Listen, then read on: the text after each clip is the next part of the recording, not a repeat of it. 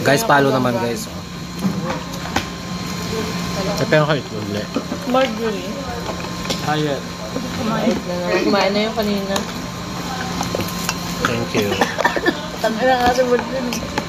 Hayat daw. Kumakain ng 11:30. Kahit na parang tawag. Early lang. Papalo naman ako. Diba? Ang mga 11. Kahit daw siya pero kumakain siya ng 11:30. At sirokan niya pala. O, dito. Yan. Kain tayo guys.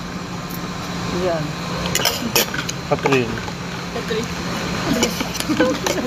Nirespect ka niya lang. May pamano pa. Oo nga, nakakagas ko eh.